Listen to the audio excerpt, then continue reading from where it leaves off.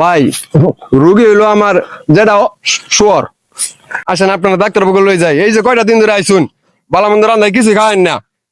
কবে তো ইচ্ছি বাড়ি গেলে খাবার দিছে না, খাওয়ান বাগে রাত মাইরে দিছে সাইরা আনার ডাক্তার লই যাবো। আরে ডাক্তার সাহেব তো নই দেওয়া যায়। তোমরা কই যাইতেছ? ডাক্তার সাহেব আপনার চেম্বারে মেলা দিছিলাম। তাই নাকি? হ্যাঁ, তে আপনার ভাইয়া বালাই হইলো, তে সমস্যা কি? সমস্যা আছে অনেক। তোমরা আইছো ভালো কথা, আমি তো এখানে আসছি ক্ষেত দেখবার জন্য, কারণ এখন তো তোমাদের চেম্বারে যেতে হবে, কারণ চেম্বার ছাড়া তো আমি রুগী দেখি না। ডাক্তার সাহেব মেলা তো দিছিলাম আমি চেম্বার, যেহেতু দেখা হয়ে গেছে আবার তো ওষুধ প্রয়োগ না করালো, আবার তো একটা পরামর্শটা দিন। আসলে তোমরা সময় মময় বুঝো না।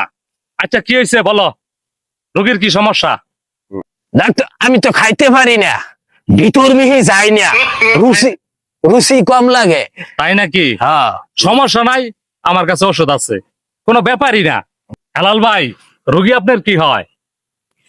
ভাই রোগী হইলো আমার যেটা শুয়ার।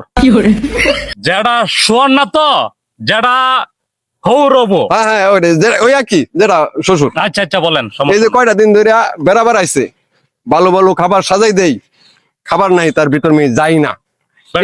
হ্যাঁ এই অবস্থা লইয়া শ্বশুর বাড়ি গেলে কি বলবো, আমার জামাই খাউন বাগে রাত মেরে আসছে। কোনো সমস্যা নাই, মনে হয় কিপটা টাইপের। কোনো সমস্যা নাই, সব চিকিৎসা আমি দেবো। রাজুকে একটা চিকিৎসা করে দিন যাতে ফর ফোন করে দিলাম। কোনো সমস্যা নাই, আপনার যাতে দুর্নাম না হয়, আপনি আমার এলাকার মানুষ না, আপনার যাতে দুর্নাম না হয়, আমি এই চিকিৎসাটাই আপনার শ্বশুরে করে দেবো, ঠিক আছে? ডাক্তার সাহেব নইলে হাড়ের বাল খাওয়াই দিন। আচ্ছা আমি দেখছি কি দুন যা। আচ্ছা এই রোগীটা চাপান তো।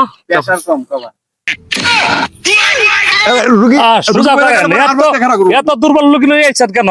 ফিউজ আপনারা কাজে করেন না, রোগীর যখন টেম্পার জায়গা তখন লই আসেন ডাক্তার বলে, এর আগে আনলে কি হয়? ডাক্তার সাহেব একদম। আচ্ছা ঠিক আছে, দেখতেছি সময় বুঝ যাই, রোগী তো দুর্বল হয়ে গেছে আরো দুর্বল। দুর্বল। রাজুকে আচ্ছা সমস্যা নাই, আমার বুগলে আসছেন, আমি এরকম রুগী অনেক ঠিক করছি, এক দুশো ওষুধ দিয়ে দিছি, রুগী পঙ্কিরাসের মতো চলছে, ঠিক আছে? হেলাল ভাই কোনো চিন্তা নাই, যেহেতু আপনার শ্বশুর চিকিৎসাটাও গুরুত্ব ভাগে করে দিতাছি, যাতে আপনার সুনাম না নষ্ট হয়। আচ্ছা ঠিক আছে, একটা চিকিৎসা করে দেন। হেলাল ভাই আপনারা আসছেন, এখানে তো আসলে আমার চেম্বার নাই, চেম্বারে যদি যাইতেন, চেম্বারে সব ওষুধ আছে, তাহলে আমি ওখান থেকে আপনাদেরকে ওষুধ দিয়ে দিতাম।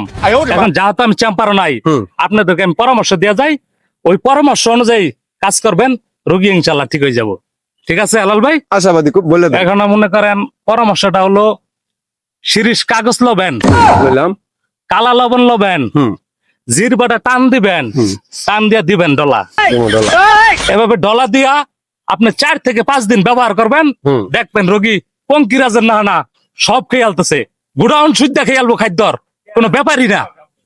হ্যাঁ ঠিক আছে, সমস্যা নাই। ডাক্তার সাহেব তাহলে ওই যে আমাদের গরু বাছুর যে জিবা বাইর কইরা কালা লবণ দিয়া দেই ডলা, আর এটা আর কি নিয়মটা হইলো শিরিষ কাগজের মধ্যে এই লবণ লইয়া দিমু ডলা, দিমু ডলা, দিমু ডলা 4-5 বার ডলা দিবেন।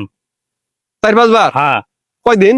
আর আপনার 7 দিন। 7 দিন? 7 দিন। 7 দিনের মধ্যে দৈনিক 7 বার করে দিমু, সমস্যা নাই। সমস্যা নাই, যত বেশি ডলা দিবেন তত বেশি ভালো হবে। আমার যারা হোর তাইলেই সম্পূর্ণ সুস্থ হবো। হ্যাঁ হ্যাঁ, আমার যারা খারাপ করবো।